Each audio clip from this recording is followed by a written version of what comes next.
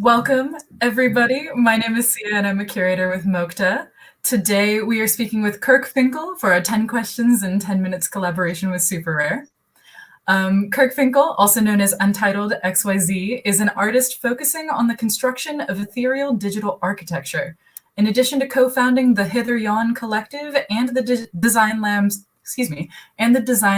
Sndbox, Finkel has worked as an architectural designer for Cooper Robertson and taught at Columbia University. So thank you so much for joining us, Kirk. Sia, thanks so much for having me. Well, if we want to just launch into the first question, my first question for you is, you describe yourself in your bios as a meta architect. What does this mean for you? Well, it's a work in progress. It's an experiment in some ways. I think what we have now is such new technology and new spaces and places where we're spending time in. So I think architecture itself is going through something super interesting where it's not bound by the same constraints that architecture's always been bound to, like materials or gravity for that matter. If you're designing a space virtually, you have new rules to deal with. So to me, that's something, I don't even know if it's the right term yet. I think it's just a different way of looking at what traditional architecture has been about, and then thinking about this totally new context of if you're designing in virtual reality or designing something entirely digital, can you call it architecture or does it have to be something different? So to me, I was thinking about what to call myself and what I do, and I think meta architect gets close to something that at least is a little bit different than traditional architecture of materials and gravity. Yeah, more conceptual in a way that is unbound by those kinds of things. Definitely. Yeah, definitely. Next question for you.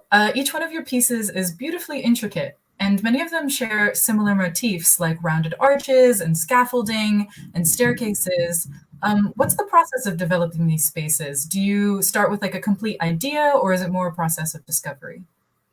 I think it's a combination of the two. It's, I typically start with a kind of kit of parts of 3D model blocks that I make that are these different motifs. So they're windows, staircases, scaffolding types.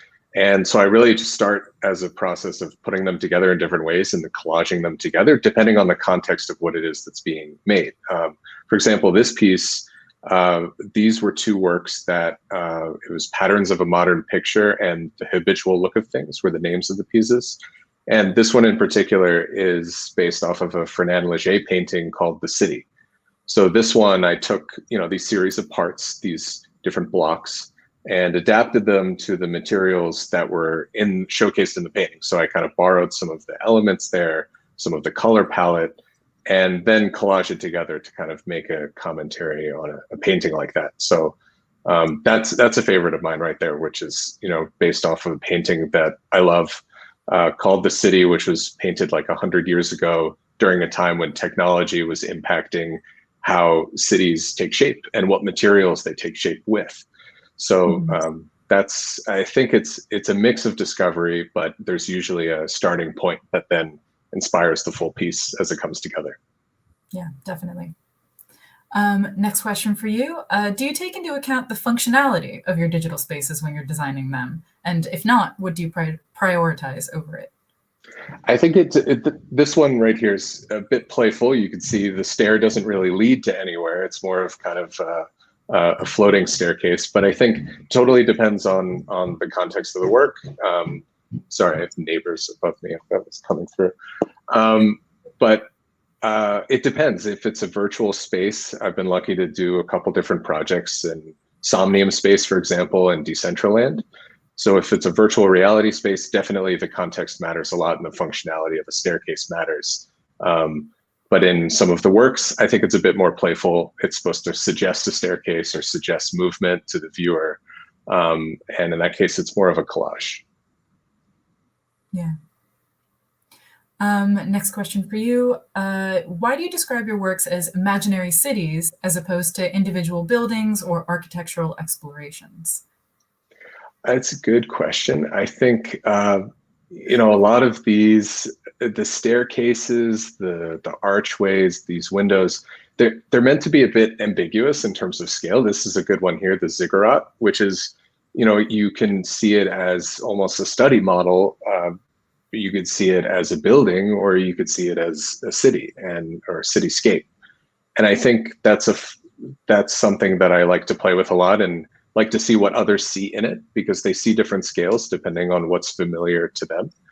And I think in general, I like the idea of sort of scaleless projects that can be, a lot of these. I have a project coming up where this one is actually being inserted in a VR world that you can walk around. And so that changes the scale of that. It changes the kind of like way you perceive these. It becomes more of a building, but less of a city. But if you look at it in this way, a lot of these are modeled in isometric view, which is top down. So this one's looking down on it. And I think that makes it feel more like a cityscape and less of an architectural element, because you're seeing it from up high. So I think I like the idea of imaginary cities, and I like how it toys with our perception of what these things could be. They could be big, small, any sort of scale. Yeah, and I think there's like such a modularity with architecture as well. Like it does kind of fill whatever space it's in. So it does make sense that like a person responding to it is going to respond to it very differently, depending on like what they see in it and what they actually, react with.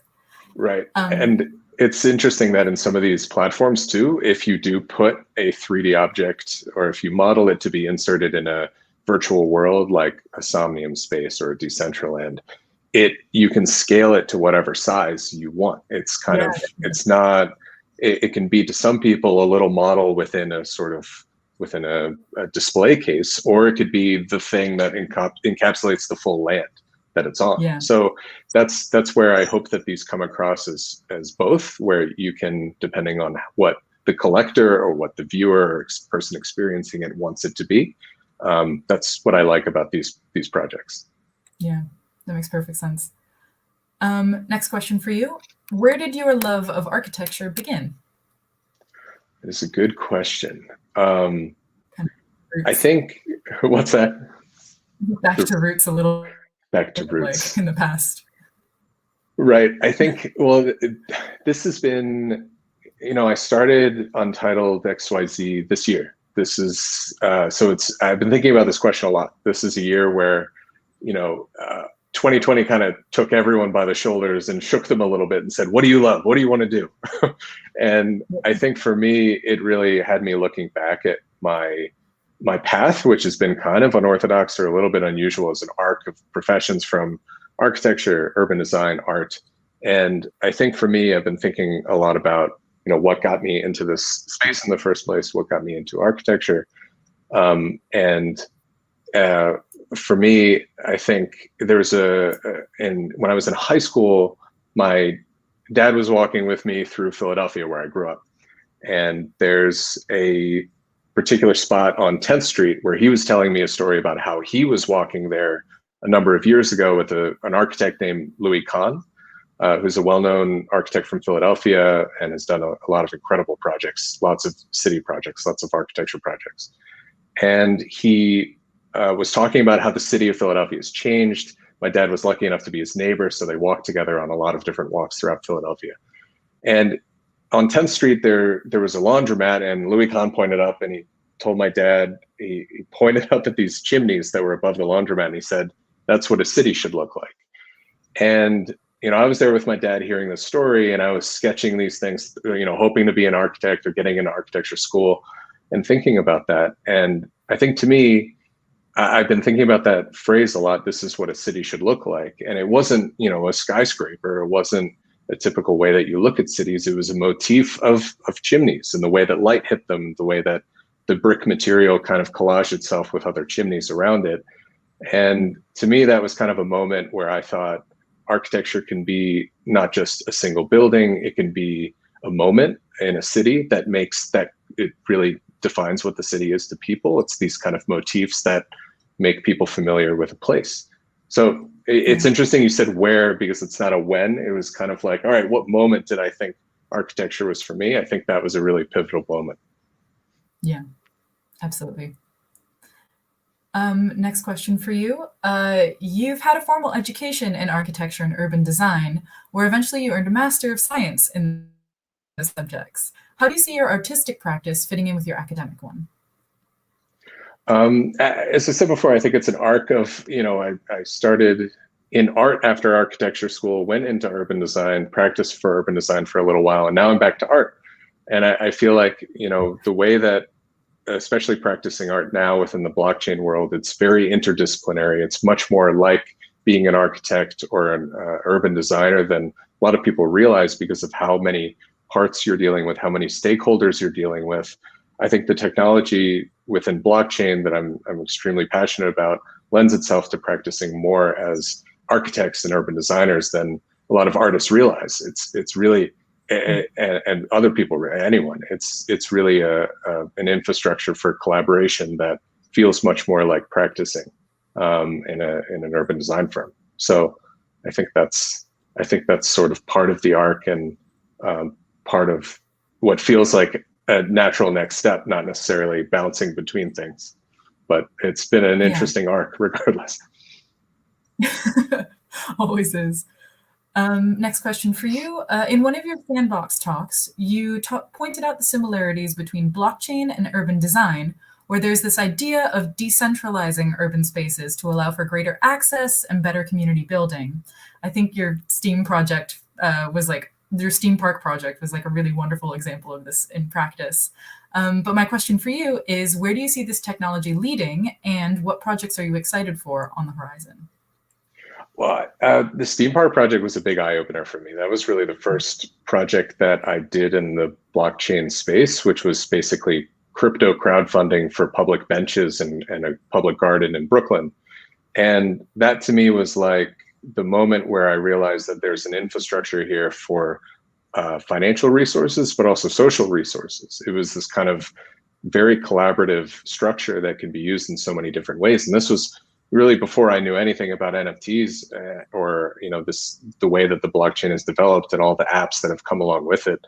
I think where this is heading in the horizon for it, there's so much potential here for grassroots community building in a way that hasn't really been able to exist before. You can decentralize a kind of network to rally people around an idea or a project in a way that you haven't been able to. And I think this is one of the more hidden parts of the blockchain space. We talk a lot about the hype of price, and the markets tend to dictate the conversation. But what's really the champion of this infrastructure and this tech is the community building abilities that it has, and how incredible it really makes the connection between an artist and a collector, or a context for that art to be exhibited, or a community that benefits from that art. All of these dots are being connected in a really exciting way. Yeah, definitely. Next question. You recently launched a new exhibition that focuses on QR codes as like a parallel for architecture in digital space. Could you explain a little bit more about this idea? Sure. This was a project within Somnium Space. It was a virtual plot of land that was actually part of the IOCA Artist District. This is the incubator of crypto art, which I applied for a plot of land. It was a very surreal experience where they said you can build a gallery and exhibit artworks there as part of a district.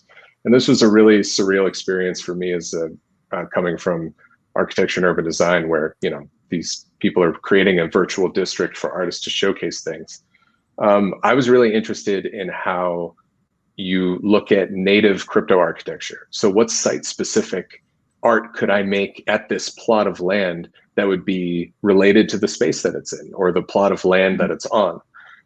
So for this piece, it's actually, I think it's the modulus animation that we might have in the slideshow, but it's, and in this piece here, each layer of this animation shows the transaction history of the plot of land that this artwork is displayed on. So it's kind of a